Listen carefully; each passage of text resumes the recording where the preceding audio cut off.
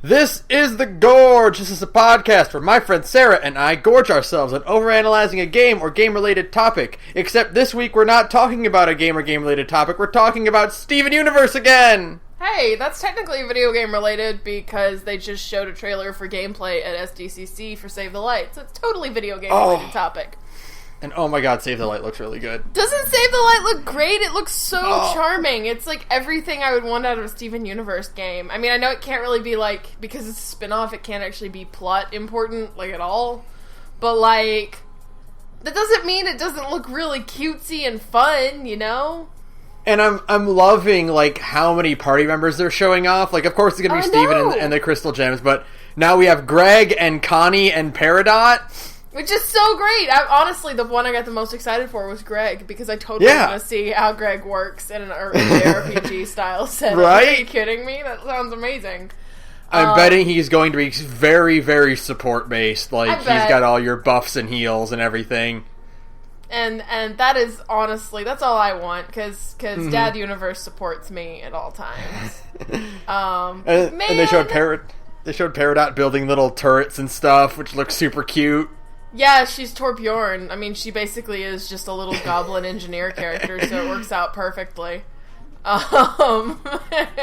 Sentry going up and whatnot. Yeah. But yeah, it looks super cute, and my only thing is that it's for consoles. So I kind of wish it was for handhelds, or like, still for mobile devices. Yeah, I could have gone for, I don't know, maybe they'll do a Vita version or a 3DS version or something. Or is it coming out on the Switch? Or is it just PS4, Xbox? It's just said consoles in the SDCC trailer, so I don't know. Like, I mean, that would be a great Switch game.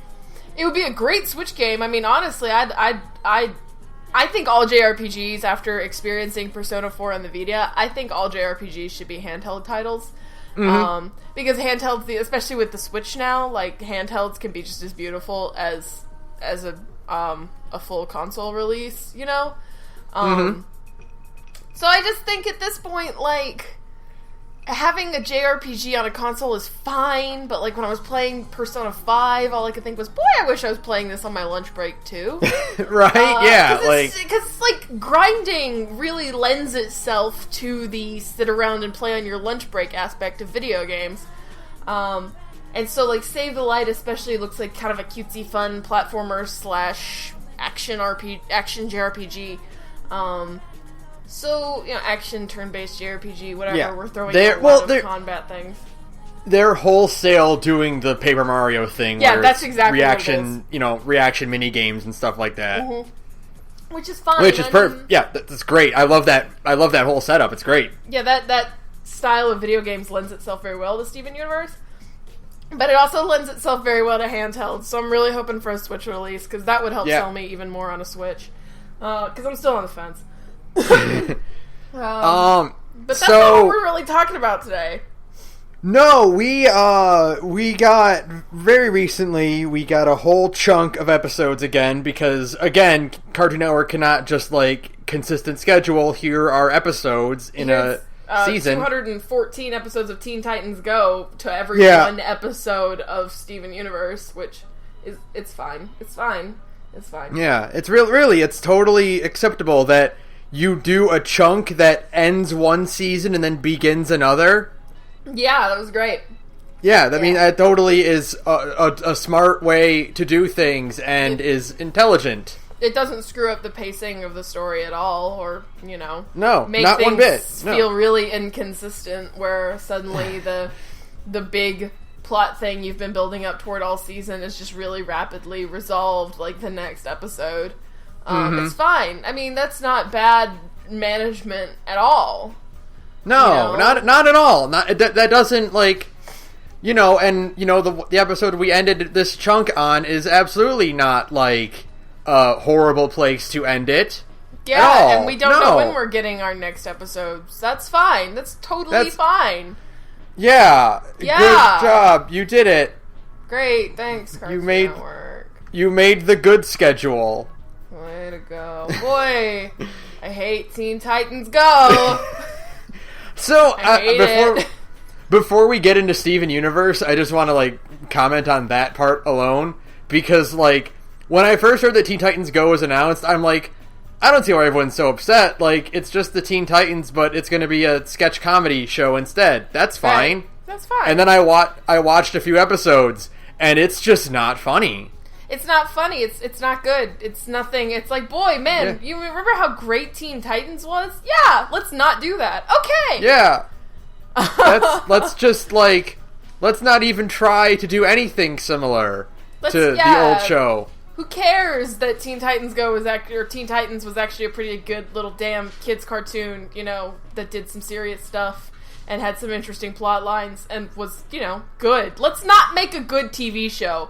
Let's do the opposite. And they did. Thanks, guys. And now it absorbs everything like some sort of blob creature that just devours all the other good cartoons. I'm waiting for them to cancel, like Gumball and stuff like that to make room for more Teen Titans Go. Don't say that, because you'll give them ideas.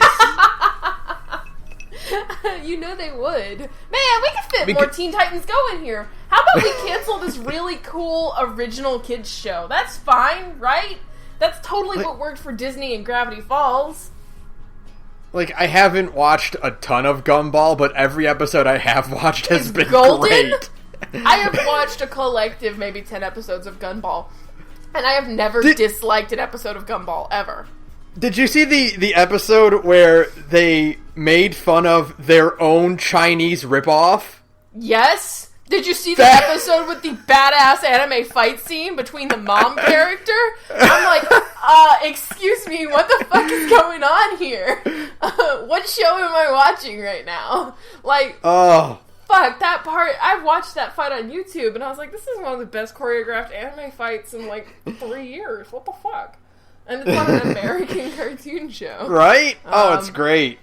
I'm loving this trend of Westaboos, by the way. Yes! All the fucking weebs, like Rebecca Sugar, that grew up watching Invader Zim and anime, they're now adults. I mean Westaboos. I'm talking about Japanese anime like people. Yeah. Like, proper anime producers working on American shit. Like A1 Productions making stuff with Medeon, and The Fight in Gumball, and Porigoshi, or Takahumi Hori doing the key animation for Mindful Education. I'm loving this trend of Westaboos. Are you kidding me? Like, that's my favorite thing in the entire universe, is to see this weird crossover.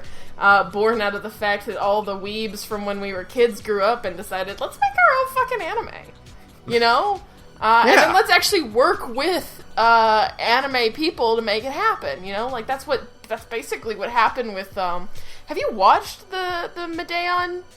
No. The anime music video he did with A1 Pictures?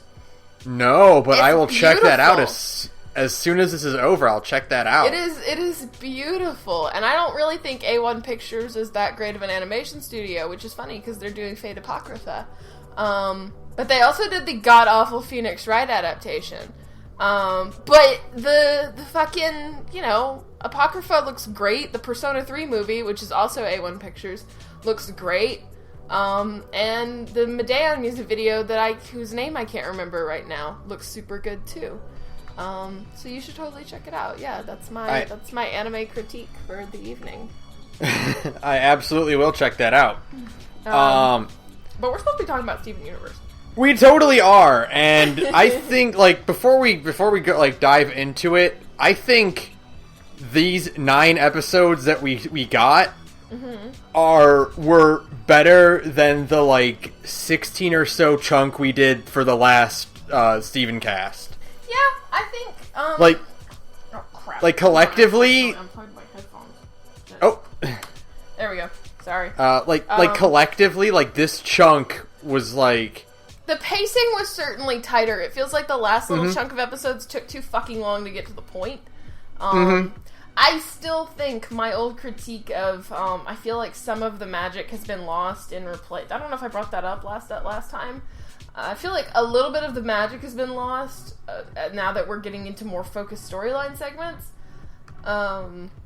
I feel like some, like, the old sparkly, giant, amazing set pieces from the first 2 seasons are replaced with more simple things so that they can tell the story more efficiently, which is fine, But, it just doesn't quite... I mean, I'm still really enjoying Steven Universe, but it hasn't quite hooked me in the same way that seasons 1 through 3 did. Yeah, and that's kind of like also it's a natural problem to have with a show like this, where the wonder will go away as you become more familiar with the world and the characters, but that's just like... We haven't seen any of the same kind of amazing giant, like all the cool temples and stuff from the first 3 seasons, all those amazing huge locales. We're not really seeing those. We didn't see a lot of Homeworld. Which is a shame. I just think that, it's obviously for, like, budget constraint reasons and stuff like that, but because of it's kind of, I don't know, it's brought Steven Universe down a little bit as a show. I mean, I still think it's the best cartoon on TV right now that I can think of, but it's not quite the same caliber of goodness as the first 3 seasons, especially seasons 2 and 3, which are just tremendous. Mm-hmm. I think we do need another. I mean, like, well, the last chunk we had, we got the zoo, which was like a crazy, weird location. But I think when the show inevitably does go to Homeworld more consistently, we will see more of that civilization and that structure. Yeah. But we haven't seen any of the. Like the temple in the Cheeseburger Backpack episode or anything like that. Yeah, nothing like that. All of that, Giant Woman had its temples and stuff like that, and those were just amazing, beautiful. The one I always use is like a really good example of kind of having lost a little bit of the magic of Steven Universe is the sequence when Connie and Steven ride on the back of Lion for the first time in Rose's Scabbard, I think. And it's that beautiful set piece of them just riding across the ocean. It's all it's bright and colorful, and it's very Miyazaki, We don't really get anything like that in modern Steven, like in current Steven Universe. Right. And I feel like that kind of drains it of some of its magic. I mean, I understand that the plot and like the emotional punchy moments are supposed to be the most important thing, which I get, but I definitely enjoyed the kind of action-adventure-y atmosphere instead of what we got now. Which is not, I mean, it's still not bad, don't get me wrong, but it's not quite the same. I think we do need to go to, at some point, we need to go to a place that is, like, impressive. Yeah. Like the shattered palanquin for Pink Diamond was pretty in the last chunk of episodes. But we don't get to see it a lot, and it was just kind of a set. It was like a set. It wasn't really its own big magical thing, So, but I mean, otherwise, it's still good ass writing, and I think the writing in this little Stephen Bomb was tighter than the writing in the last season Bomb. So I'll let it go. I'll let it fly. Lars Redemption Arc pretty much saved all. Yeah, Lars Redemption Arc is the name of the the game here. Yeah, that's basically what it is. But let's do it. Let's get through these episodes real fast so we can get to Lars Redemption Arc. Yeah. So the first one in the chunk was Lion 4 alternate ending. Cute episode. Really cute.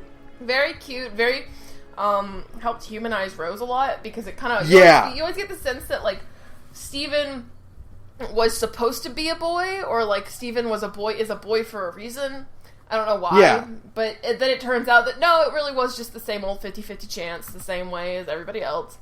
It's very good because like that episode where Steven first watches the video. Ever since then, we've gotten this notion that Rose knew that Steven would exist. Right, that it would just be Steven. Yeah, and that, like, she planned to have a boy named Steven, or to become one, and so, like, like Steven thinks, Rose had a plan for him. Right. But it turns out, no, it really was just, like, any normal, like, as an example, my name, if I was a boy, it was going to be Tyler, instead of Sara. Just like any normal parents, they pick two names and then you wait and see what pops out, and so it's such a super humanizing moment for Rose. It completely changes the context of the video in that it goes from being Steven, you have a destiny that you must accomplish, or I have a plan for you Right. that you will be extraordinary. And it changes it from that into no matter, like, seeing the Nora version is just, no matter what you are, you're going to be special because you're going to be you. Yeah, it's not that I have some amazing destiny planned out for you. It's just that you're going to be amazing because you are going to be amazing because you're going to be a person, you know? Like, that's beautiful. Shut up. And that's so beautiful. Rose loves Rose loves humans so much that she thinks no matter what no matter what her child ends up becoming, they're going to be extraordinary. It's beautiful. I love it. It's it is. It's amazing. And we also got that little shot of Greg crying while he was watching it, which was so heartbreaking. Poor Dad. You're so great. Just a sweet. It was just like a nice, sweet little simple episode. There's not a lot to say about it beyond what's been said, but. But I did like, speaking of set pieces, I did really like that the door that the key opened had, like, collapsed away so that the back was, like, Steven could have just walked around it and seen it. And I was like, that feels like such a video game set piece thing. Yeah. We've been playing Nier Automata, and like that whole like idea of unlock the door and it turns out that you can just walk around it feels like a weird Nier Automata thing. Yeah, it does. It feels very it feels like a weird trippy, like a dreamy video game thing. Yeah. And I guess because in that way it just was that Steven was so fixated on like unlocking this thing and finding out. And really, like, the unlocking wasn't that important, like, none of this whole worrying about the destiny thing was that important. It's really just more like getting to understand your mom, who you never knew, a little bit better. Which is nice! Yeah. Which is nice. It is, because, and this is finally just, like, one more answer that we've been waiting for, Mm-hmm. And it turns out that the answer, even though the answer is just, like, it's... The answer being so simple is what makes it, I think, is even more satisfying than Steven having some kind of destiny, because like you said, it humanizes Rose more, and it makes her feel more like it brings her away from that mythical being that everyone else has been building her up to be. Yeah, and it kind of brings her back down to like the person that Greg saw her as, which was just like kind of like a weird giant lady. Yeah. Who was just really excited to have a baby that she'd never get to meet. Oh, that's so sad. That's so sad. Rebecca Sugar, why? So the next episode is one that I really loved, is Dugout. Yeah! Which I love Connie's dad. I love this episode because this episode, and I think a lot of Steven Universe, I feel like I feel like the staff of Steven Universe has watched a lot of cartoons and has gotten very frustrated with a lot of the plot lines they see. Yeah. And so they're doing this because, like, this episode is about Doug trying to show off to his daughter and her friend. Right. I'm super cool. Yeah, he wants to be the cool, security guy, and he wants to be the cool cop, and he's got a flashlight, and... disguises. Yeah, and this feels like, in any other cartoon, this would be like, well, Doug needs an ego boost because his wife is a top surgeon and his daughter and her friend go on magical adventures and fight things, and he's just a cop. And you could see another cartoon being like, oh, he's got a bruised ego and he wants to show off to impress his daughter. Right. But in this, the reality is that Doug just wants to show that Connie can rely on him. Yeah. It's cute. And that he wants to show off to her because he wants to make sure that, like, Connie can still appreciate him as a father. Yeah, even though he is a little bit more mundane than, like, cool super surgeon mom and, like, cool world-saving badass daughter, Like, he's just a guy, but, like, he's a nice guy. Voiced by Crispin Freeman, who I love hearing, and like I literally, the whole episode while we were watching it, I was texting you going like, I love Crispin Freeman's voice, and I love Crispin Freeman's voice because like usually because of like the nature of his voice, which is all very like, grr, I'm a badass, because he does have a very badass voice. I mean, he plays Alucard, for fuck's sake. Like, you know, he always kind of plays like the cool, smooth sounding dude, and then like when he plays, you know, Doug Maheshwaran, he's just like the coolest, nicest sounding guy ever. It's like, oh. The way he does the role is so unlike any other role that when you first hear his voice, it's that like, that sounds familiar, but I have no idea where I would have heard it from. Right, and then it's like, oh, it's Crispin Freeman. Hi, Crispin Freeman. You are not sounding what I expected you to sound like. You sound so nice and happy. You usually don't sound happy in video games and TV shows and anime. You usually sound miserable or like a badass, one or the other. Basically what I'm saying is I really want Crispin Freeman to read me Goodnight Moon. Of course. I do. I want Crispin Freeman to read me Goodnight Moon.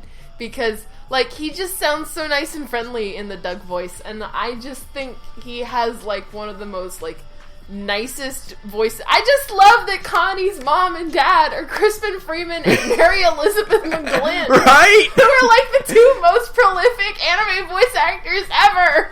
Like, everybody knows their voices, because Mary Elizabeth McGlynn is the fucking Major, and she just plays, like, this side character surgeon mom. I always think of, I close my eyes and I think of the Major screaming out, do you know how many kids come into my hospital with their faces cut off by swords? Oh, you know, that just reminds me, Crispin Freeman is Tokusa. Right? Yeah! Yeah, he is! So it's just Tokusa and the Major as fucking Connie's just weird, normal-ass parents. And it's so great. Like, even Tokusa, who is just, like, normal-ass dad guy, you know? Like, even he has got, like, the Crispin Freeman badass voice. Yeah. You know what I mean? He's got that grit to him. Even when he's, like, talking normally, he's still got that serious grit to him. Because he's a cyberpunk badass cop guy. But, like... Doug just sounds like the doofiest dad guy ever, and I love it. Oh my god. Doug, a guy who reloaded his flashlight. I wonder if that was like a vague Togusa reference, because Togusa carries a revolver that also requires being reloaded every 5 shots, but I doubt it. I don't know. I mean, I can see it, because Rebecca Sugar is a huge weeb. Yeah, it wouldn't be the first blatant anime reference to appear in Steven Universe. Right? Like, I could see it. I don't know. I mean, like, maybe that's a reach, but I'm gonna pretend. I mean, considering they had a whole episode called Kiki's Pizza Delivery Service. You're right, though! They've had, like, 2 blatant Neon Genesis Evangelion references. Yeah, I love watching Ava references crop up in really weird places, like regular show. Yeah. Have you seen that, by the way? Did I link you to that? Okay. That one's weird. That one's really weird, but it's the best one. Boy, I love what weeaboos have become. I hope they keep taking over the industry. Anyways, next... well, I just wanted to add one more thing to this because I fucking love Onion and how they're like, oh, it's all Onion's fault that all this crazy shit happened. And they're like, well, how did nobody is surprised. Yeah, how did he break the fence? Oh, Onion can use a blowtorch. Yeah, I like this, Steven. I like Steven's tone where he's like, I have seen him use a blowtorch once or twice. And you're just like, yeah, okay, sure, that's Onion. Onion's fucking weird, and I'll never get over it. I think Onion's oddness is like the strangest thing in a very funny little cartoon show. Yes. Okay, so the next one is The Good Lars. Oh boy. The first chapter in the Lars Redemption arc. Lars Redemption arc begins now! Which... Even when Lars is being like a little shit kid in this episode, I was like starting to warm up to Lars. Yeah! You know? Like he's still a shitty little self the whole episode, but like, it's more relatably shitty, where it's like, I love doing this kind of lame thing, and I don't want people to judge me for it. So, I don't know how to respond. And you're like, that's very 16, or however the fuck old they are. Yeah, I don't, because, like, it's so vague how old these the kids are, the cool kids, and Lars and Sadie are. How old? Because her mom calls her an adult, but then again, my mom probably would have called me an adult, jokingly, at 16, so I don't know. And Lars had a report card in the episode where Steven took over his body.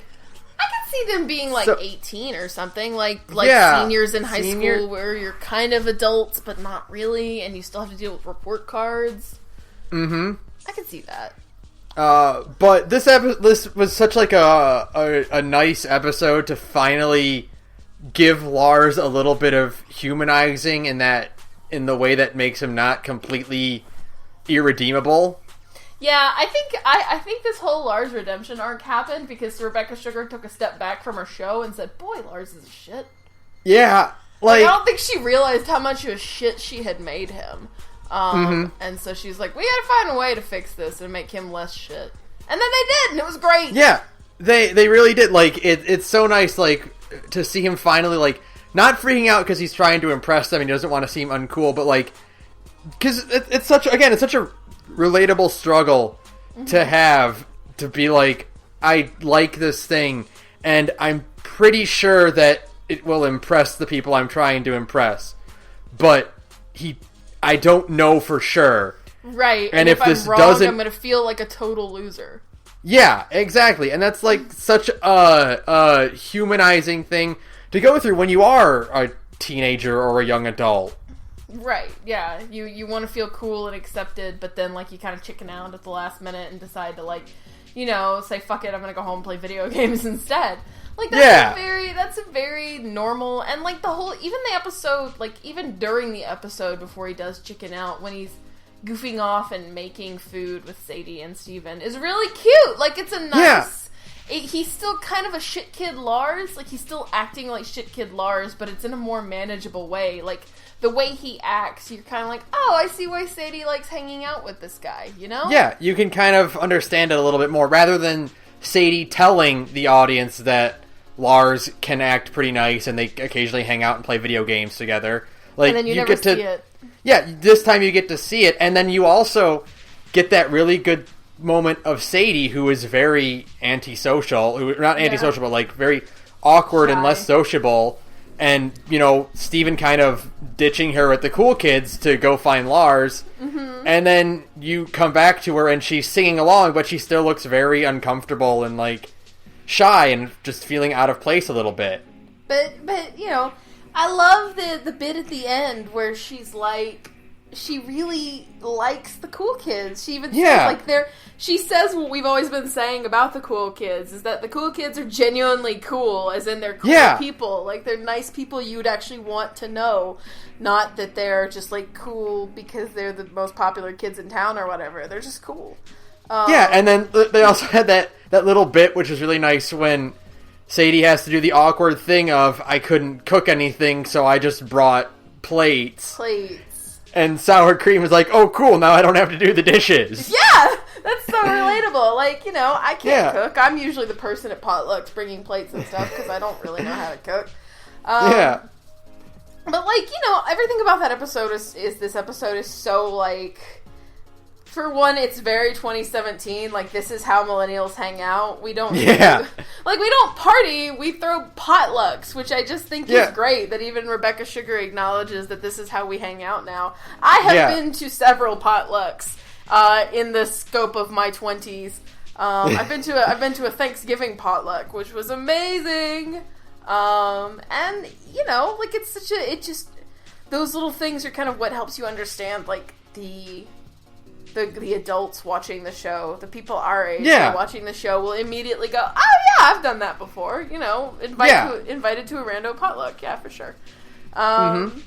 It's cute. It was just good. I love the bit at the end where Sadie finally, even though Lars is getting his badass redemption arc, she finally acknowledges, maybe I should just stop trying to fix Lars and worry about my own life. And that was so good, because God knows she's needed to say it since the beginning of this series. You're right, yeah. You know?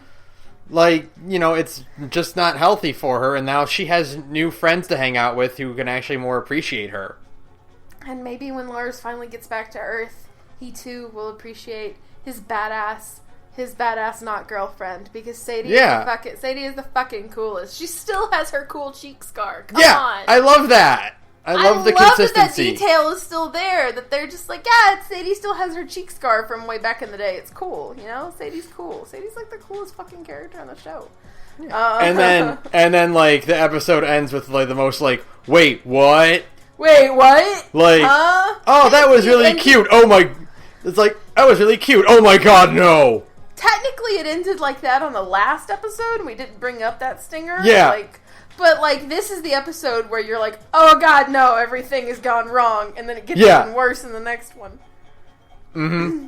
Which is... And the next episode, which is Are You My Dad? Yeah! How about Aquamarine's great accent? Oh my god! I love her voice actor! Oh, it's so good. Like, she's such shit. Aquamarine is that total, like, bratty half-pint character that you see in Cats Don't Dance. Mm-hmm. And, like, other, like, that character archetype is exactly the kind of villain that Steven Universe would be all, like, perfect. Oh, it fits perfectly in. That's exactly what it is. It's just, again, Rebecca Sugar recycling tropes from her childhood.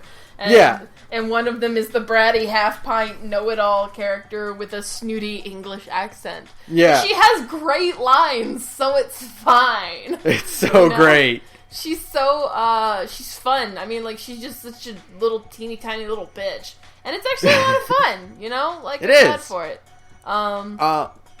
But this is the beginning of Rebecca Sugar putting my sweet, poor, small son through hell yet again. Yeah.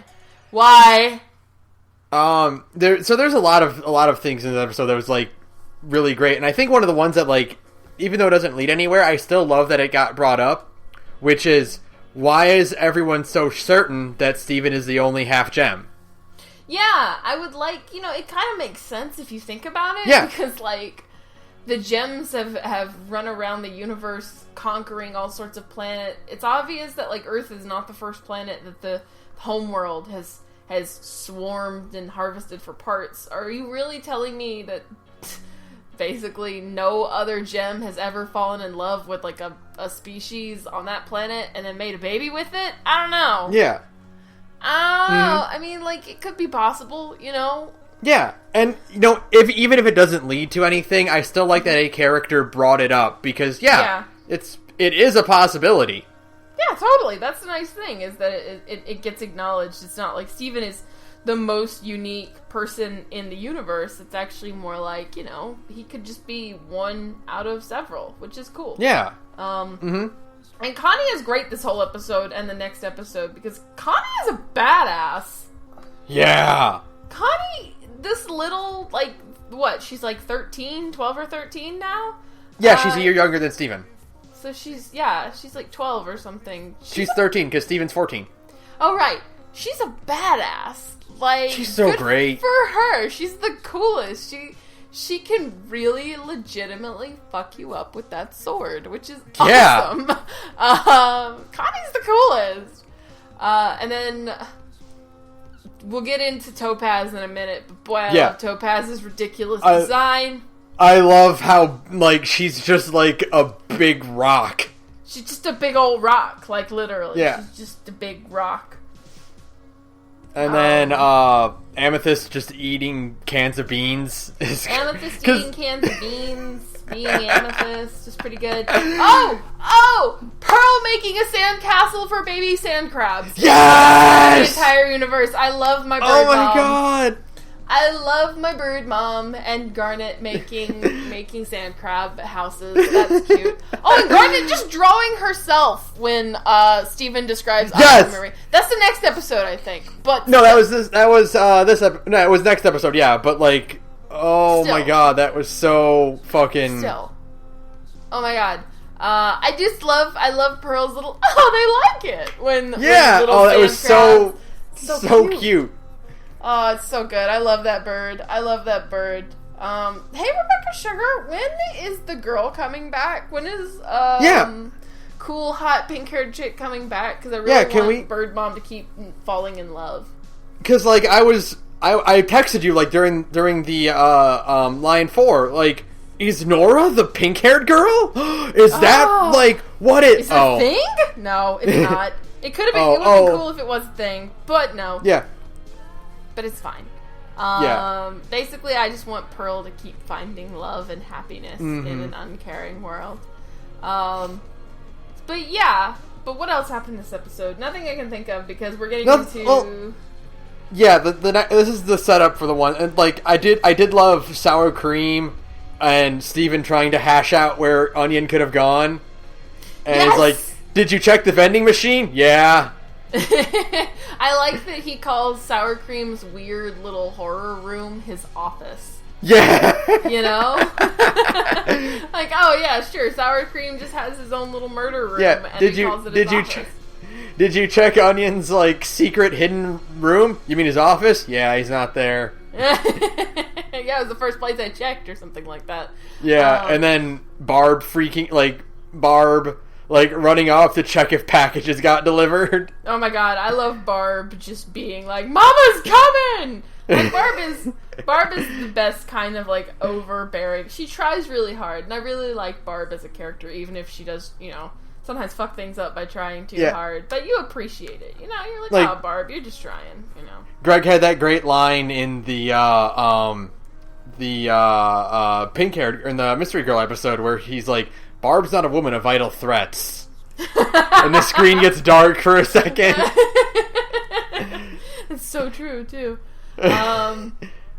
So yeah, but basically all of this is set up for the next handful of episodes, which begin with, what's next? With, I Am My Mom. I Am My Mom. So Are You My Dad and I Am My Mom. Or the Let's Keep Hurting Steven Power Hour. Why are you doing this to me, Rebecca Sugar? Leave my poor tiny son alone. He tries, okay? Yeah. Stop hurting him and his friends. Why can't everybody just be happy forever? Like, first off, like, amazing callback to the episode with Steven rattling off human names to Peridot. Oh my god, right? Who expected that? Like, thinking that was, like, the Yellow Diamond thinking that was a list of types.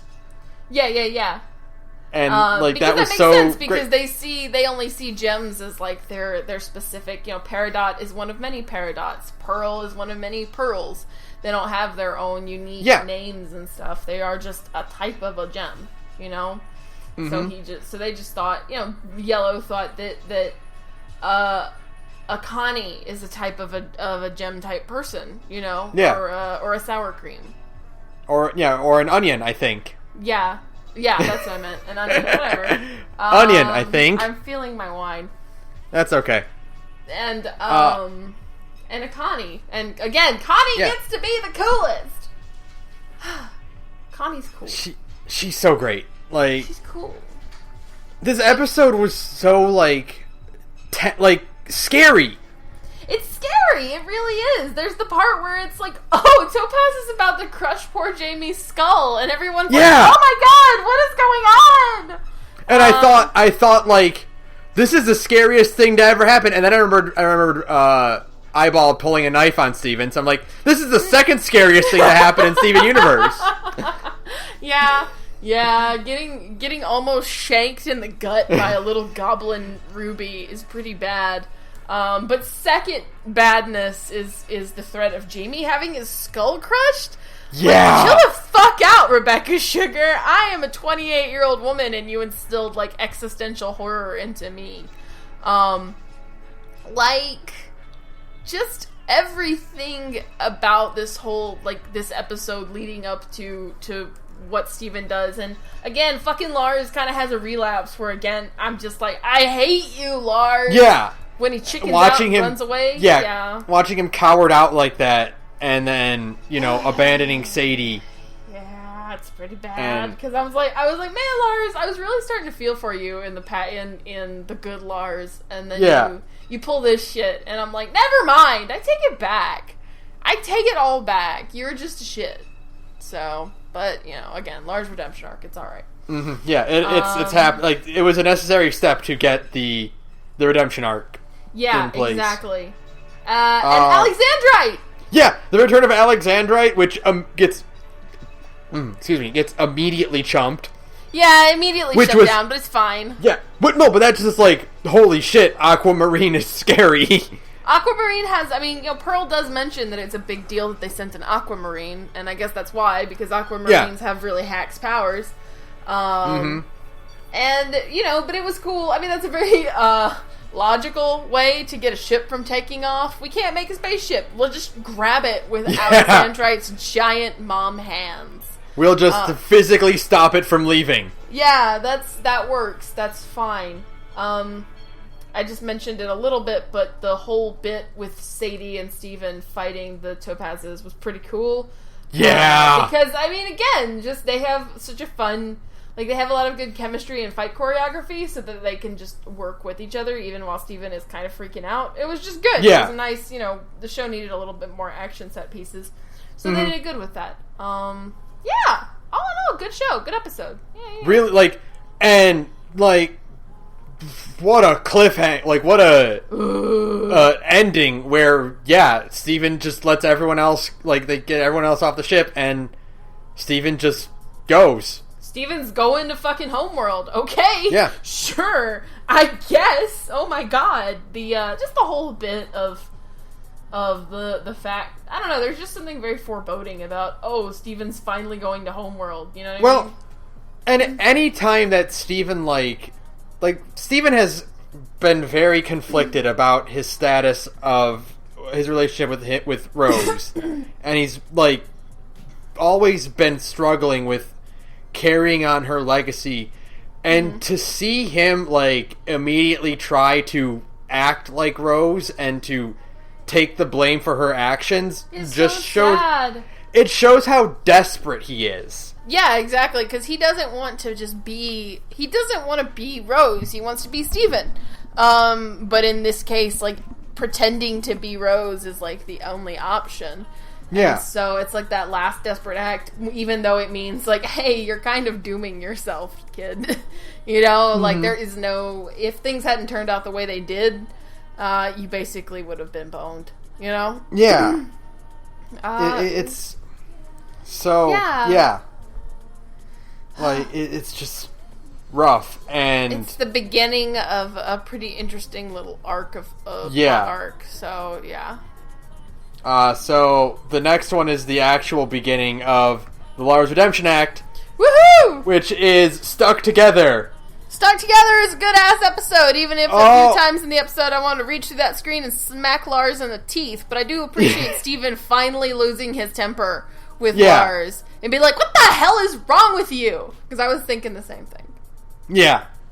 And seeing him, actually getting bummed out and putting himself down for, finally owning up to his shortcomings. Yeah. And even though he did start off really mopey about it, again, that's a necessary breakthrough to actually becoming a better person. Yeah. And Topaz. Oh my god, I've never turned around so quickly on a gem than Topaz, and seeing her go from being this stoic, completely silent rock that you first assume is just there to do Aquamarine's bidding. Right. And then having her, talk about her being fused and she doesn't know what she would do without the other Topaz. Oh, yeah. Man. And, oh. She was so great. Just her so cute. Oh, it was so, heartbreaking to hear her, talk about that and to sympathize with them. And, She's so adorable. They were so close. I know, but you can't leave, Lars finally had a backbone. He's not gonna leave Steven behind, you know, like, and bail on him like he did on Sadie. But still, Oh, like, yeah, and Aquamarine being, like, threatening to shatter her. Oh, I know. Oh, so sad. And poor Topaz. Poor Topaz knowing she can't fight back, so she just has to relent and she's just such a fun, endearing. She's just so instantly. I've said 1,000 times, and I'll keep saying it. Damn it! Steven's magic power is not his shield; it's his like crazy high charisma stat. Right? Yeah, it's his ability to make friends. Instantly, Steven Universe could make friends with, I was gonna say with a rock, but that's technically what he's been doing this whole show. Yep. Yeah, I mean, you're not wrong. Yeah, Steven Universe makes friends with rocks, so anybody can be friends with Steven. And just by being his usual honest and open self, and just the whole conversation between him and Lars was so good. Yeah. Like, that voice acting is so fucking good. It was so, like, emotional and spot on, and Steven's acting was just amazing. Just the whole, like, all the line I mean, like, this is such a techie thing, but the line reading was so good. And the whole thing where Steven, like, where Steven admits that he's scared, and that, like, he's, like, all this stuff that happens is not something that he thinks is exciting. You know, he's not doing this to go on adventures. Like, he's also terrified of what's going to happen, and Lars isn't alone in that. Right, and he's just so, like, I don't know, all of that whole conversation just felt very, like, it's really, it's nice that Steven kind of has a friend in somebody who can, like, tell him straight to his face that, yeah, dude, sometimes things just kind of suck. Because, like, all of his other friends are the type of people who would kind of, you know, be gentle about it, you know, try to sugarcoat things. There's the moms, there's Amethyst, you know, Connie and all them. They would all try to be, you know, let him down gentle. But sometimes it's just nice to have a friend who can look you in the eye and be like, no, everything kind of sucks, dude. You're fine. Yeah. You know?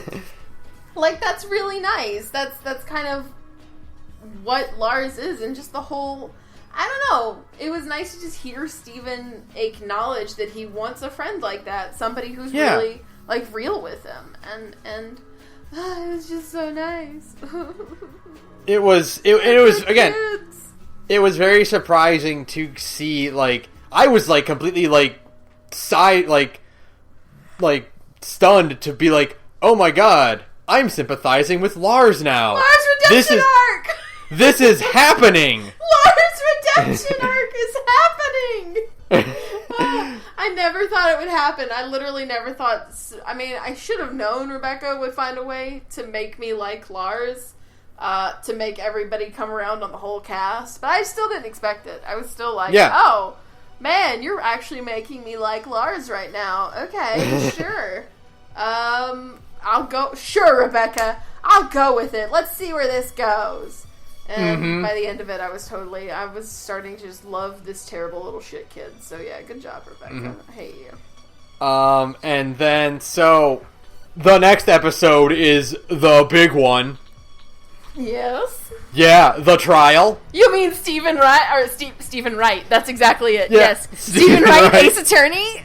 Zircon Wright, Ace Attorney. Zircon Wright, Ace Attorney. I mean, that's literally what Zircon was just... She was even blue! She was even blue! Come on! She was blue. She had her objections. She had her crazy bullshit moment where she's just spitballing ideas. Yeah. And by the end of it, she's like even doing that Phoenix Wright thing where she's like, you could be the murderer! You could be the murderer! And then she's like, I got carried away. I was like, Rebecca is going to put in a finger point, isn't she? And I'm surprised they didn't put one in. It is a shame we did not get a Stephen Wright finger point. How do you miss that? Did I just say Stephen Wright again? Stephen Wright is not a Phoenix Wright character or a Steven Universe character. I'm fine. It's a different person. Look, shut up. I expected a finger point. Yeah. I almost fucked that sentence up again. I was trying to say Phoenix Wright finger point, and I was about to say finger right. Oh my god. We're tired, but it's fine. It's fine. I'm tired. I'm fine. It's fine. I think Yellow Diamond did it.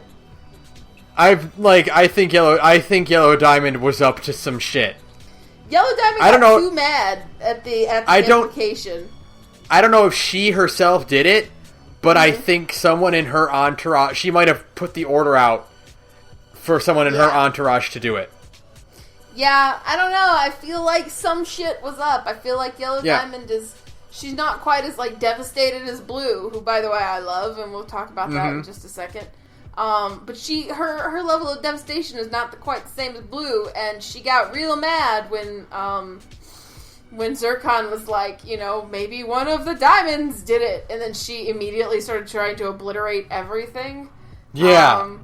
Yellow, hey, are you covering something up? Right? And, this whole episode was great because, again, we finally get some light shed on what exactly happened, or at least, what was spread around Homeworld as what happened. Yeah, how about it was a sword? Yeah. That was a big moment. You and I were like, wait, what? No, Wait, what? Can't it couldn't have been a sword because the sword doesn't shatter gems. Yeah, because Bismuth specifically says that Rose's sword was designed to not shatter; it was only designed to poof. Yeah, all I can think is that she had a sword before the sword, like Connie's sword, but I don't know. Something just seems kind of fishy. Or it was that again, Rose. I think I have to go rewatch Bismuth maybe to figure it out for sure. But I think Rose only had her sword. That was her weapon of choice, and so that's what just got spread around Homeworld is that Rose Quartz killed Pink Diamond with a sword because everyone saw her go into battle with a sword. Yeah. But the truth is that Homeworld didn't know that her sword is only designed to poof, not to kill. Yeah, it seems like nobody actually saw it happen. Eyeball says she saw it happen, but nobody seems to have any facts straight, so nobody seems to really know it's basically a Phoenix Wright case. Where the accused was in the other country. Yeah, Eyeball and Jasper both were adamant that it was Rose Quartz. Right. And, to the point where, Zircon even mentions that, this was done in full view in front of her palanquin. Yeah. How? Court? But how? Yeah. How could Rose Quartz get past all of her entourage and kill her on the steps of her palanquin? How? How? It doesn't make any sense. None of it adds up. It's a murder mystery all of a sudden.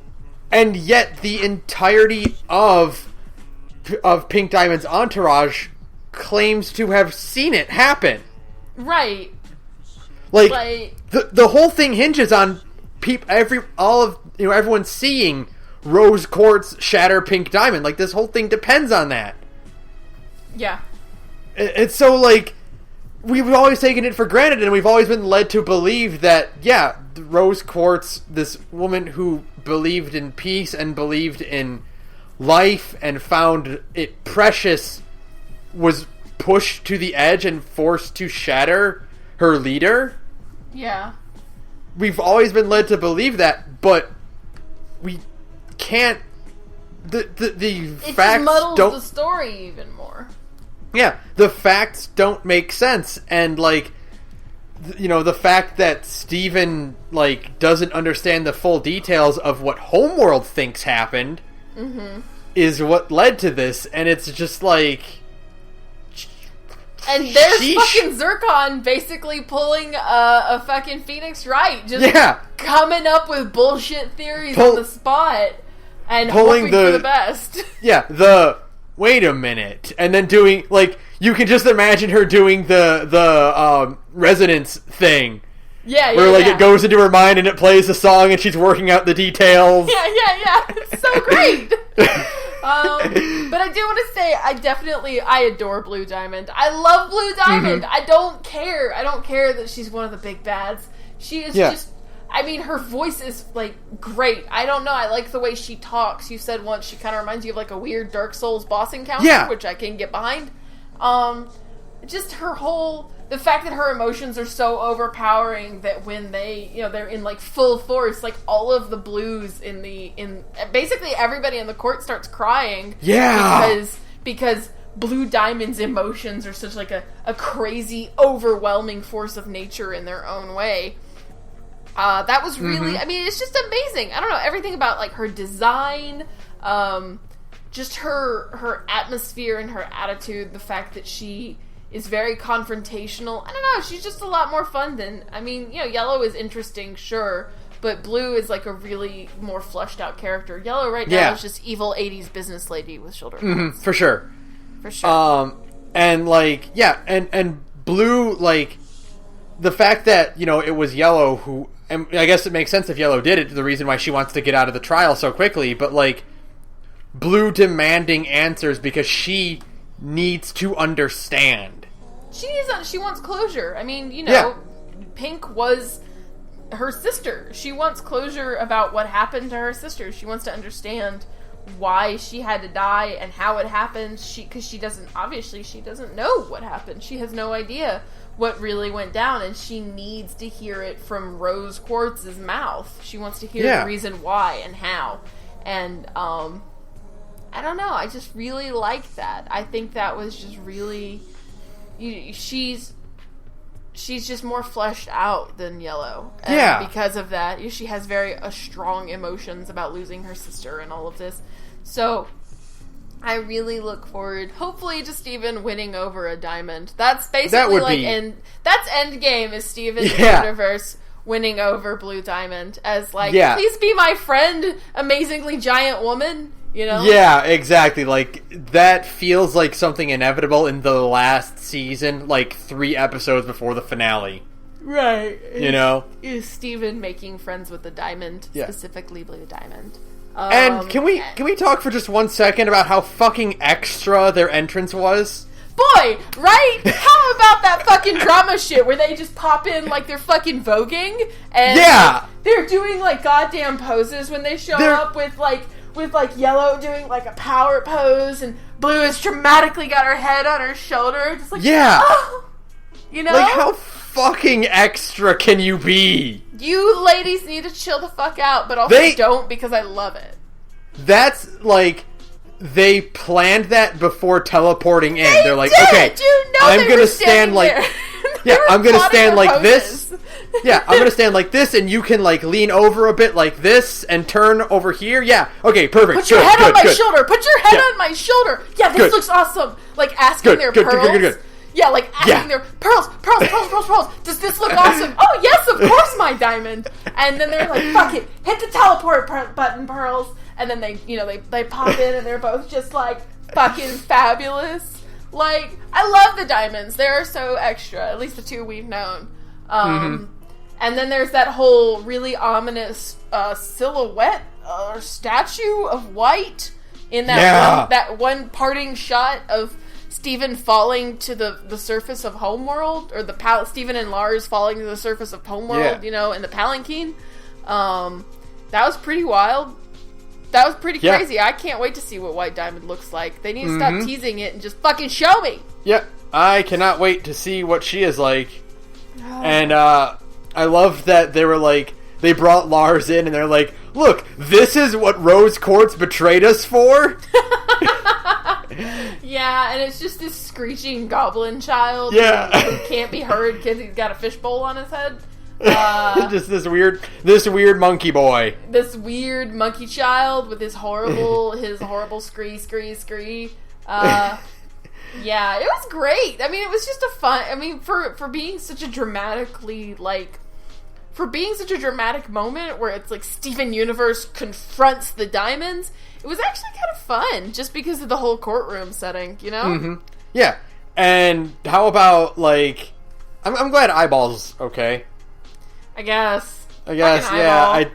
I do like when Steven is like, I healed you! And she's like, yes, see? Just like the villainous rose quartz. Quartz wood, yeah. I was trying to help you. Oh, Steven.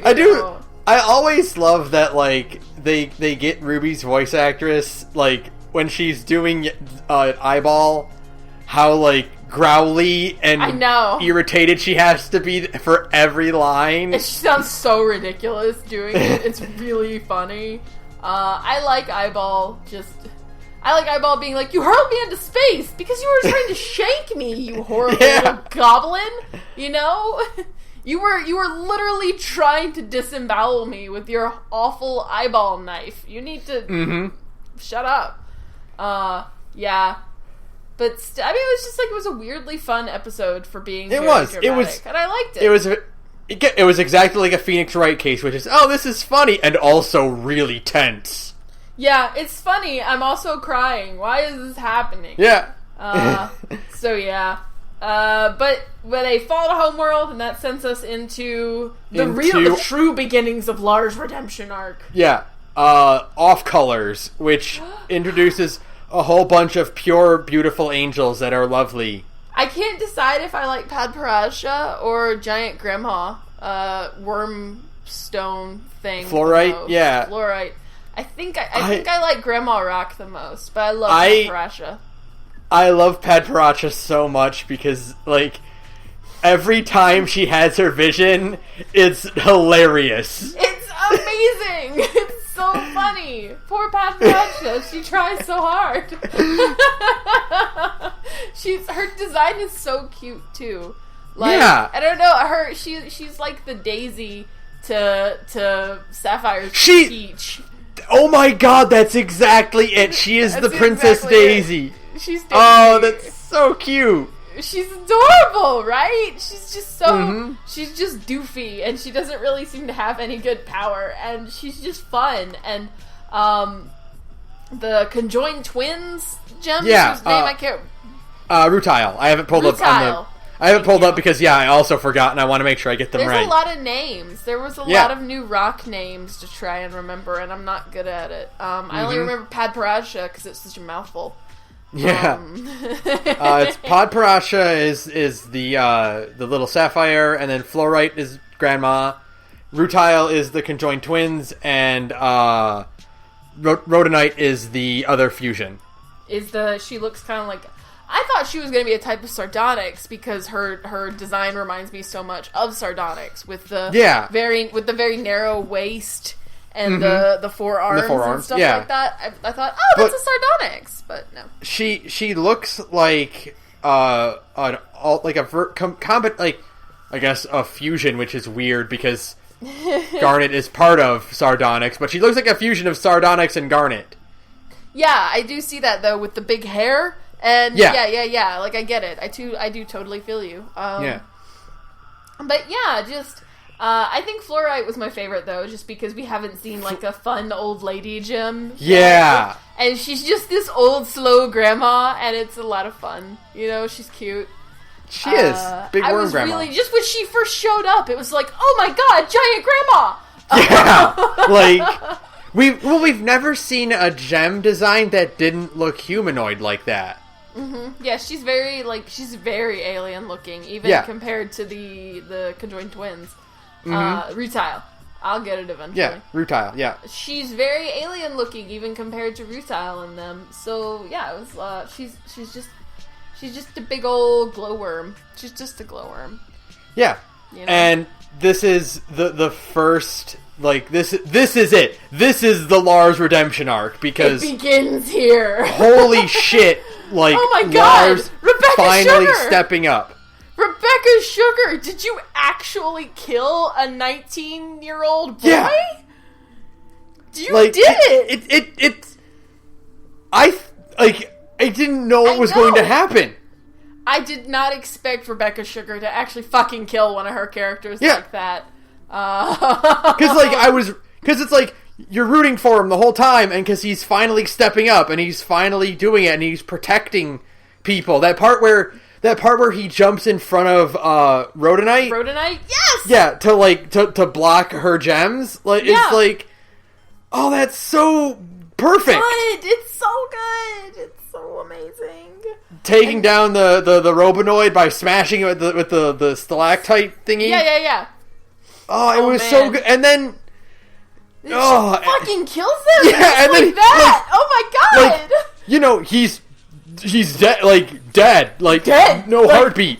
No, nope, that is a dead kid in my cartoon show. He's not poofed, he's not, it's not quote-unquote shattered, which is the G-rated version of killing someone, but this is a human boy who is now dead. Now is actually dead, dead. Oh my god, Rebecca Sugar, you finally did it. You finally went there. And then you turned him into a magical girl, and it was great. You made him pink. Oh my god. Yeah, oh my god. Because I seriously was I thought, because we've never seen Steven actually bring anything back to life like that. We didn't know that was possible. So it's did Rebecca redeem Lars and then kill him? Instantly kill him off? Oh my god! That feels like a very Rebecca Sugar move, though, because again, this is the woman responsible for Chubby Mary in space. Yeah. So I'm not surprised. If she did it, if she had just killed Lars like that, I'd be shocked, but I'd also be like, yes, that sounds like Rebecca Sugar for sure. I was thinking, characters have died in children's cartoons before. Right? It is a subject that is not, totally taboo, but still... I never expected it for a show like this, because the most we get is they get, poofed and bubbled, like what happened with, Bismuth. Yeah, even, Bismuth is bubbled, and even the fucking, the big thing, the big thing underneath the earth, whose name I'm so... Oh, the cluster. The cluster, thank you. The cluster was bubbled. It wasn't destroyed. They couldn't even kill the giant monster lurking under the surface of the earth, but I mean, with Bismuth, it's Steven dealt with that guilt as if he had to kill her. Yeah, exactly. And so, but even though it wasn't, you still got that same emotion from it. But this is Lars was dead. No, Lars was dead. Rest in pieces, buddy. Oh my god! I just didn't expect it. I did not expect Rebecca Sugar to actually go there, but I'm kind of glad she did, because it was such a moment, Mm-hmm.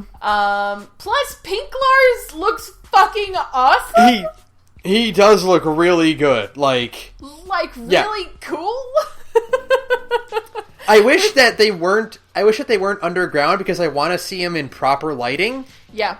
But, it still looks his white hair it's a good look for him. It's cool. Pink skin, white hair, badass scar? Shut up. Yeah, his scar is good. Badass scar? That's a good Lars. scar. You look like a badass now. You're gonna show up on Earth and Sadie's just gonna throw herself at you. Yeah. You know what I mean? Yeah, we also gotta give credit to Lars trying by using Jurassic Park logic. The funny thing is, if Steven hadn't had his gem, it would have worked. Yeah, it would have. He would have thought that that's how it worked. But yeah. Yeah. But because Steven had his gem, it did not work that way. Mm-hmm. It was just so. Ah, gosh, it was so good. So there's one more episode, and then that's it for this one, which is Lars's head. Which is head. The completion of the Lars redemption arc. And the beginning of the Lars rescue arc. Yeah! The Lars is a fucking badass arc where he doesn't even, it's so cool. He doesn't even, he's basically a portal to Homeworld for just Steven now, which is amazing. But yeah, man. again, this also gives us more answers to questions that we've had for a while, which is, what is lion? Lion is a lion that died and became lion. Yeah, like, it's the same thing happened to one of Rose's lions back in the day, where it died, she mourned it, and then cried upon it, and it came back to life and became pink. And it was a big pink lion now, and it's a big, mysterious, weird thing. That's what lion is. So, guess what, guys? It's not Rose. It's not like a weird reincarnation of Rose. That theory is finally dead. Thank you, God. It's not Pink Diamond. It's not Rose. It's just a dead lion that got brought back to life. I like Lars freaking out that he thought he was a zombie. Yeah. And then also the off-colors are like, no, you're fine. What's a zombie? Yeah. And Steven's like, well, if you were a zombie, you wouldn't have a heartbeat. And it's just like, bump. Bump. And also he's not hungry anymore, which... Yeah. Which is... strange. It's unclear if, like, is he a part gem now, or is he something different entirely? Is he? I guess he'd be like. I wonder if it's just like, kind of like holding something in stasis. You know, like he's not quite alive. He's not quite dead, so he kind of is a zombie. Sorry, Lars. He's like a revenant, kind of.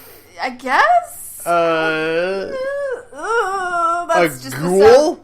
That's the sound of you and I making big shrugs. Just like he's not a shambling corpse zombie, but is he like a Zuvembi, like the Haitian voodoo type, right? Where they're still like a bit sentient, or who knows? But all I do know is that Lars got to be a cool guy. He finally acted like a cool guy, where he's like, "No, you got to go home." And I will leave with these gems, and eventually we'll have Grandma Gem on Earth, which is going to be great. Yeah, which like very impressive of Lars to be like, no, all of you go and I'll just stay here. Right. But no, then the other off-colors won't leave him behind, which is so beautiful. Did Lars just get his own set of weirdo crystal gems? I think he did. Like, I'm very interested to see how this goes down. Like, and you know what I really loved?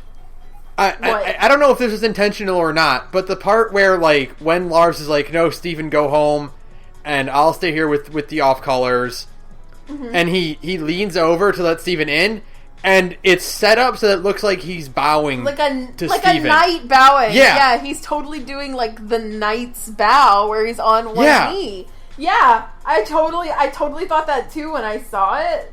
Like, it was the first thing that came to mind, because, like, the whole idea that Rose's Rose's court were kind of like her own knights. I mean, obviously with Pearl, it was very explicit. Yeah, it was very explicit. But yeah, it was just it's this neat idea that it's kind of like Steven is building his own army of best friends now. That's what I'm thinking this is leading, because I'm pretty sure we only have one, like, we're on season 4 right now. Like, we just started season 4. I think I heard a rumor, or this was actually confirmed, I don't know for sure, but, no, we're on season 5 right now, actually. We're on 5. Yeah, this is the beginning of 5. Yeah. We're like 3 episodes into season 5 or something like that. Yeah, I think we're only getting 6 seasons. I mean, that wouldn't surprise me. Everything has to end eventually, and we are kind of like hurtling toward the end, you know? I think what this is leading to is, like you said, like, I think this is Steven building up his own new army. Yeah, of, like, bestie friends, and it's eventually, God willing, going to end in Steven being like, Blue Diamond, be my friend! Yeah, you know? Either way, this is leading towards the revival of Rose's rebellion. Yeah. To finally...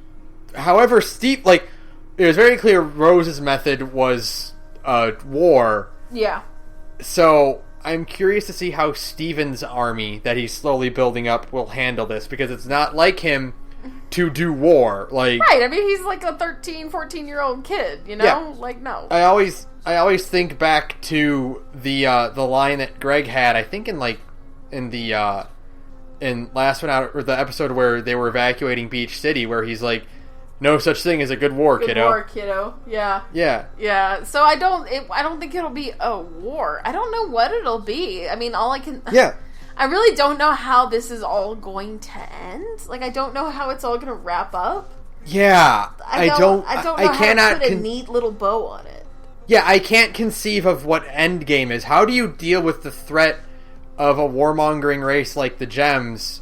Yeah. How do you deal with a planet like Homeworld to get them away from Earth without like fighting them? Right? Like, I really don't know how that ends. I do like with this episode, like with this current episode and the episode before, we get an idea of what Homeworld has kind of done to itself, because you can just see the scope of the kindergartens. You know, they are surreal. You know what I mean? Though the mountain, or the caves, have been almost completely hollowed out. Any available space has been drilled into to convert to make a gem. Yeah, so it's not like and all of the space above ground is converted into like their living space. It's where they inhabit. I don't know what a gem does when they live somewhere, but you know.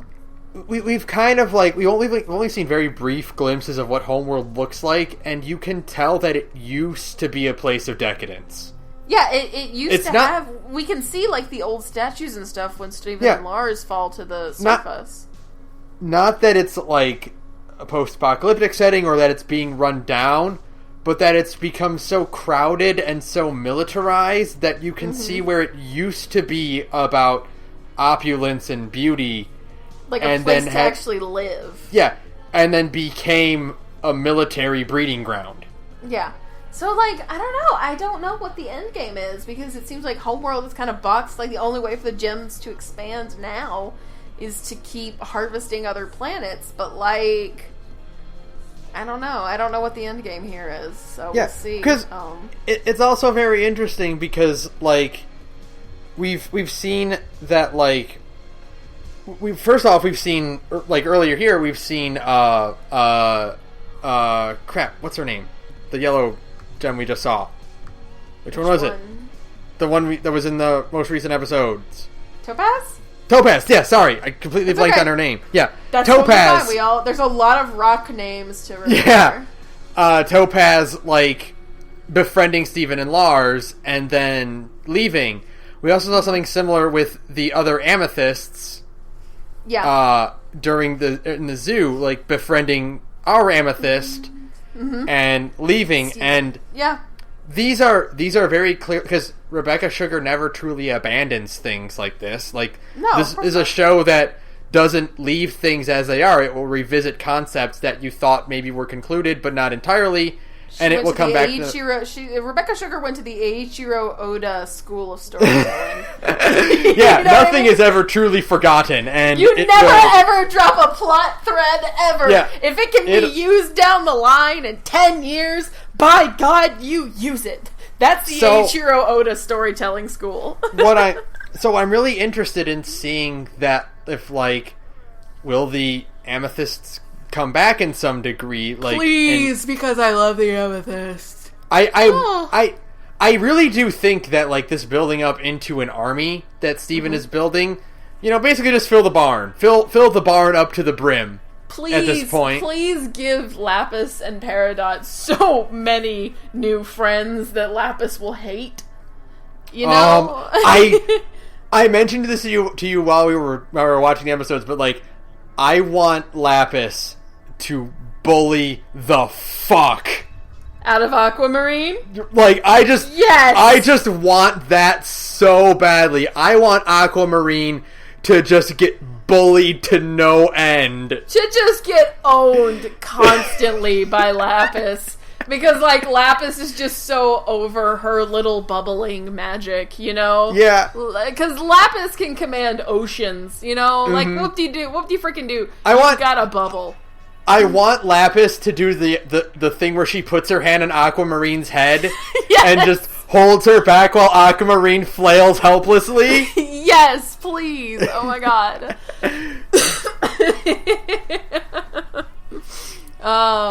Yeah. And now we have to wait. now we have to wait. And that, like, that's so, because, like we said in the beginning, like, this is such a good chunk of episodes for so many reasons. Not only is it funny and quirky, but we finally got some answers out of everything, and we got some rock solid character development and some more, like, exploration of a lot of themes here. And I, like, one of the things that always bothered me is people like, there's never any answers in Steven Universe, but, like, we get them. It just, we don't get the, here is the shocking truth behind blank. We get bits and pieces as time goes on, and that builds up into a conclusion. Yeah, it builds up into answers and to filling in the plot holes and telling you, well, this is why this happened. It's not, Rebecca Sugar doesn't treat the audience like they're stupid. Like, you know, the fact is this show is still a show for children. And Rebecca Sugar doesn't treat the kids watching the show like they're dumb. She doesn't need to be like, sit them down and explain the plot. This is why this happened, kids. Yeah. You know, she just gives them the information and says, piece it together yourself. I trust you're all smart enough to figure it out. Yeah. But apparently some of the adult people who watch this show fucking aren't. Like, I don't know what they want. Do they want, like, 5 episodes after the tape comes out that Greg just tells them what the tape was about? Like, right? Like, is that what you wanted? Or did you want to, like, have Steven work out his issues with his mom first, and this ultimately leads up to learning that, no, his mom didn't have a grand plan for him. Yeah. She didn't have, like, a goal in mind. This wasn't on purpose. She was just excited to create a life. Yeah. And so that's... I do want a flashback episode, though. Yeah, that would be nice. I would like a flashback episode. I feel like the further and further along we get, the less likely a flashback episode is, but I really would like a flashback episode. You know what I mean? Yeah. So we'll see. But, like, you know, or this with the Homeworld, with the pink, or Rose Quartz shattering pink diamond thing. Like, no, we didn't get answers this time, but we got a new perspective on it, which is way more intriguing than the trial ending with, and then this is the truth of how it happened. We have a question answered, which is, did Rose Quartz shatter pink diamond? Well, maybe not. Yeah. Like, now there's a whole new perspective on this. How will this be solved? Well, we'll have to keep watching, and it'll piece itself together. Yeah, eventually you'll have all the answers by the time the show is out, hopefully, God willing. I recently rewatched that Sherlock Sucks and Here's Why video. Yeah. By what's his name? The British guy. And, like, Steven Universe does Steven Universe does the opposite of what Sherlock does, which is Sherlock keeps hammering away at questions and then never gets back to them at all. Yeah. Steven Universe gives you a ton of questions, and then every so often will give you another piece of the puzzle. Yeah. And that will change your perspective on what the initial question was. The question itself changes over time. Yeah. Yeah, I feel that. And eventually it kind of culminates in an understanding, you know? Yeah. You don't get the... You go ahead. Maybe the answer... Maybe it's not an answer. Maybe it's just kind of like an understanding of why something happened or why it had to happen, you know? It's not about, like, destiny for Steven. It's about, like, your mom was just excited to have you, and she was excited that you were going to be a person. It doesn't have to be some big thing. Steven Universe doesn't deal in dramatic reveals. It deals in understanding. Yeah. Yeah, that's what the whole show is about. The culmination of Greg and Pearl's animosity towards each other was not a dramatic weeping moment between the two of them. Mm-hmm. It was just them having a conversation and finally starting to connect over the fact that they're both mourning the same person. Mm-hmm. And they've spent a lot of time picking at each other when they're both going through the same thing. And it was not a dramatic swelling of tension coming to a head. them talking. It was Yeah. It was them having a polite conversation for once. Yeah, that's like basically what all of Steven Universe is about. It's about like, man, you know, if you can just talk to these, you know, to the people that you're against, or the people you don't understand, maybe you can understand them. You know, like I like that. I don't know. I think that's good. I think it's a good story, and it's certainly a good message for children. Exactly. Because again, this is still a show for children. Remember. Yeah. I think a lot of people forget that Steven Universe is still a show for children, so there's still a thing to teach you. And in this case, it's that, you know, you can resolve your problems through conversation and through understanding. Yeah. And it's nice. It's good. It's good job, Rebecca. You know? So, like, I'm really excited to see what the next batch of episodes will give us. Whenever it comes out. Yeah, whenever that finally happens. I mean, I know there was a trailer that was revealed at San Diego Comic-Con, but as of the time we're recording, it's not publicly available yet. Maybe. Way to go, Cartoon Network. You know, Disney XD has all of their SDCC trailers up already. So maybe you should take a fucking page out of their book and stop ruining everything. God. I saw the DuckTales teaser. Like, hey, why don't you do that? How about show us things immediately? So that people can get excited for them. Yeah. I know that's a crazy idea, but you should probably try to promote your most popular show. I know. I couldn't go to Comic-Con. That doesn't mean I should be deprived of the material. Nope, not according to Cartoon Network. According to Cartoon Network, you are not good enough because you couldn't pay the $1,500 fucking dollars it costs to do Comic-Con these days. One day I will go to Comic-Con. I would never go to I would literally rather have my leg caught in a bear trap than go to Comic-Con. I don't like the idea of being crammed into a convention hall. I don't even like going to normal human-sized cons because I don't like people. So the idea of going to a fucking convention with like 300,000 sweaty nerds like rubbing against my body because we're in like a tight space. Ew! No! Ew! Ew! No! I would never go to Comic-Con ever!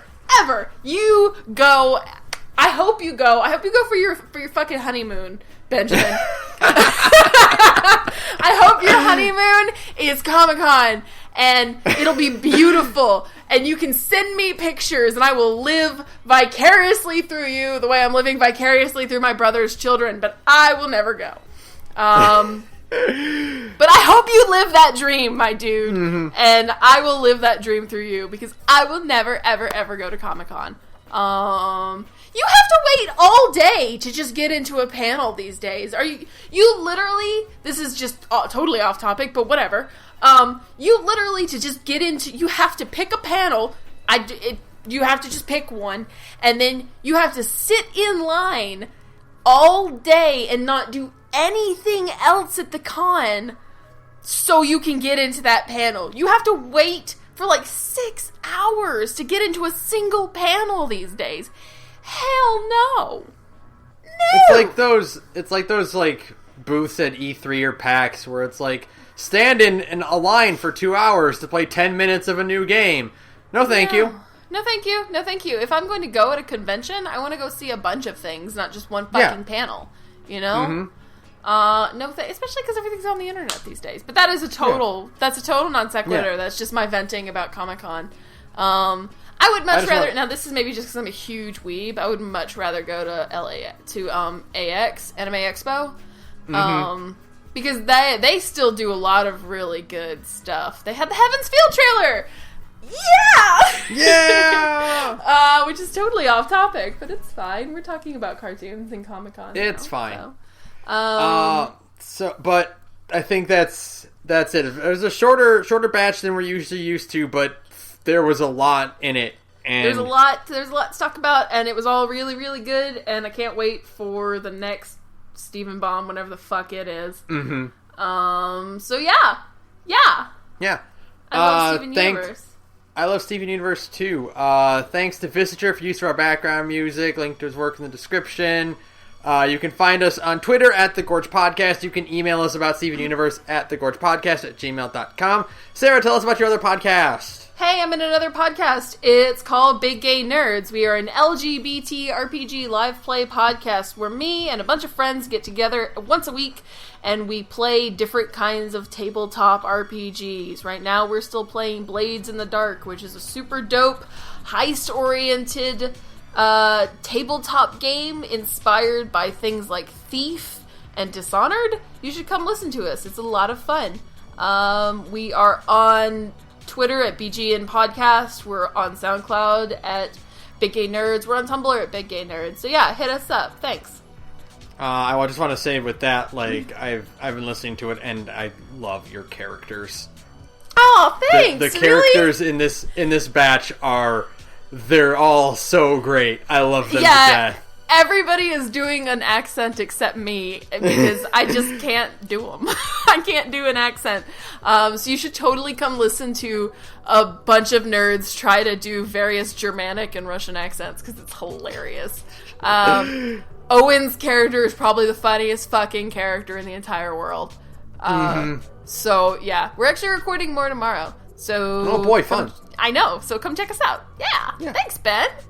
Of course. So that'll do it for us. This is a tough one.